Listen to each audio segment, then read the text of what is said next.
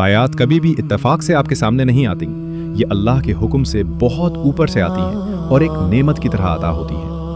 अक्सर हम जिस मसले में उलझे होते हैं तो फेसबुक या व्हाट्सएप में इसी के मुतालिक आयत आ जाती है। इस वक्त इसको अपने लिए एक प्राइवेट मैसेज समझा करें और कुछ देर रुक कर गौर किया करें कि मुझे अल्लाह ताला क्या कहना चाह रहा है, क्योंकि आयत का वक्त, मकाम, दिल की कैफियत, आपके उस वक्त के हालात, सब का फैसला आसमानों पर किया जा चुका होता है और यही कुरान का मोजज़ा है। अल्लाह यकीन वालों के लिए रास्ते बनाता है।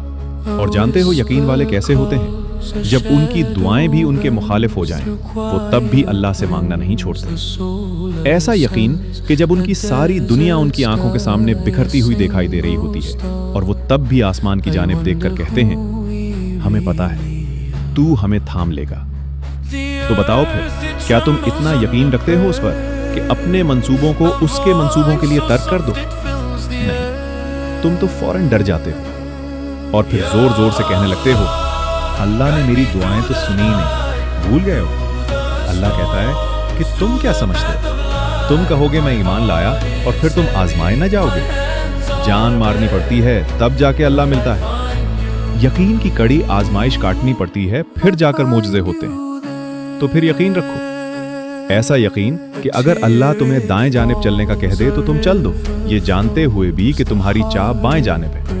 फिर देखो कैसे वो बाएं को दाएं तरफ ले आता है और तुम्हें उस रास्ते से अपनी कुदरतें दिखाता है जहां से तुम्हें कुछ भी मिलने की तवक्को ना थी। सब्र का मतलब ये नहीं है कि इंसान किसी तकलीफ या सदमा पर रोए नहीं। सदमे की बात पर रंज करना इंसान की फितरत में दाखिल है, इसलिए शरीयत ने उस पर कोई पाबंदी नहीं लगाई। जो रोना बेख्तियार आ जाए वो भी बेसब्री में दाखिल नहीं। अलबत्ता सब्र का मतलब ये है कि सदमे के बावजूद अल्लाह ताला से कोई शिकवा नहीं, बल्कि अल्लाह ताला के फैसले पर इंसान अक्ली तौर पर राजी रहे। इसकी मिसाल ऐसी है जैसे कोई डॉक्टर ऑपरेशन करे तो इंसान को तकलीफ तो होती है और बाज़ औक़ात इस तकलीफ की वजह से इंसान बेसाख्ता चला भी उठता है, लेकिन उसे डॉक्टर से शिकायत नहीं होती, क्योंकि उसे यकीन है कि वो जो कुछ कर रहा है उसकी हमदर्दी में और उसकी मसलहत की खातिर कर रहा है। तुम्हारे आंसू जो तुम्हारी रूह में उतरते हैं और किसी को दिखाई नहीं देते, वो अल्लाह पाक देखता है। वो तुम्हारी तकलीफ से बेखबर नहीं है,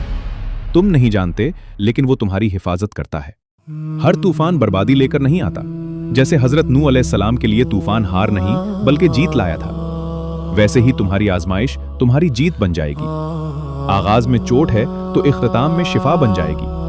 वो तुम्हें ऐसे नवाजेगा कि नमाजों में तुम्हारे गिरने वाले आंसू अल्लाह पाक जी की रहमत पर हैरान रह जाएंगे।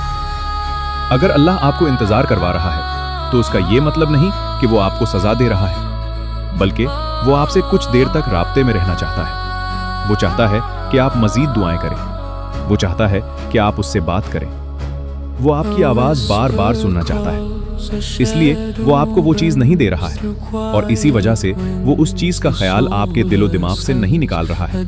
तुम खुद उसके इशारे का इंतजार कर रहे हो, फिर जब वो तुम्हें वाज़े इशारा दे रहा है तो तुम उसकी बात क्यों नहीं सुनते?